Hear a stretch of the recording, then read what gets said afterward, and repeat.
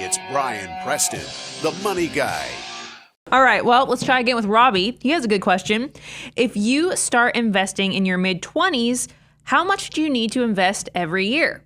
And is it okay to set your goal at 20% if you start younger? Because you guys usually say 20 to 25%. How should he think about this? Man, that is a layup. I'm going to let you have first shot at it because there's two things on that brand new, freshly branded website that's going to help. You know, I'll leave the two things on the website for you. I'll tell you some general guidance. We love, even if you're in your mid-20s, we want to get you saving 25% of your gross income as fast as possible. Now, Brian's going to talk a little bit about what that will turn into and what you could save to get there. But here's what I've noticed in my financial journey, and here's what I've noticed with other folks that we work with who've had some financial success.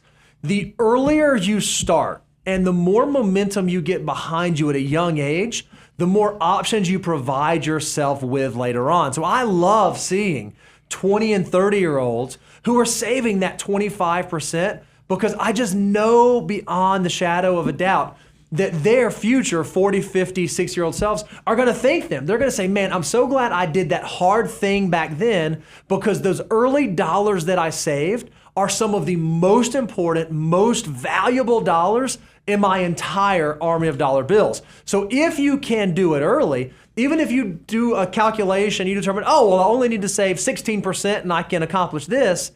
Saving 25% might let you do that sooner or accomplish things that you didn't realize at that time you wanted to accomplish. Well, and look, I'm going to be the nice guy here and give you an out in the fact that I know for 20-somethings, we're in a bad economy right now, sure, it's too. hard. It's hard right now. Saying 25% of your gross income is aspirational because, I get it. Housing's expensive. Life is expensive. But I do want you to feel the pressure that you should, from, like I said, an aspirational standpoint, you need to do this. And I'm counting on by the time you get to your 30s, if you're not there, you need to kind of look at and recalibrate what's going on. And let me go ahead and help you out with that. Let's get you some motivation here. The two things that immediately hit me is I want you to go to moneyguy.com/resources. This one's free. Just go get the Money Multiplier. If you go download that Money Multiplier, you can figure out what every dollar that comes in your possession, if you'll put it to work, what it has the potential to become, no matter what your age is, because we have several resources there. We can even do this for your grandchildren. If there's somebody in your house that's 1, 2, 3, 4, 5 years old, we've got a deliverable that will show you what that money could become.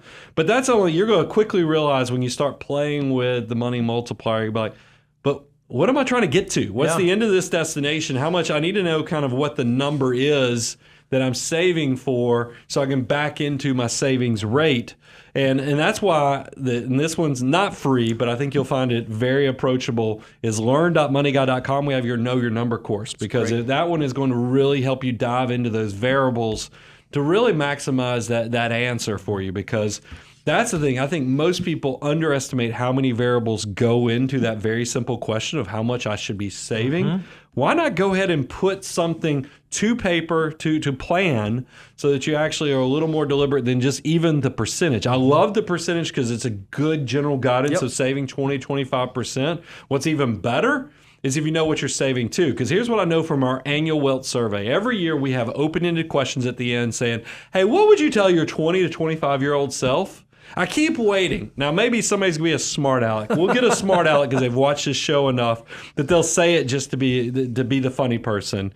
But I'm still waiting for that person that says, I saved too much. I should have YOLO'd it up. Should have YOLO'd it up a lot more in my 20s and 30s. No, everybody, we get at least, it's probably 10% of respondents or more will say, man, I wish I would have saved more. I wish I would have told my younger self, get to work so you have options. Because remember, debt is control.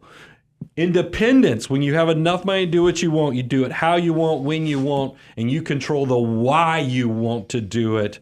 That you can't do that without money. You're essentially buying your life when you prioritize financial independence. While you have to work to pay the bills, to pay the debt, that's control. Let's get you completely free by shaking loose of any type of chains or encumbrances that keep you away from that financial independence goal.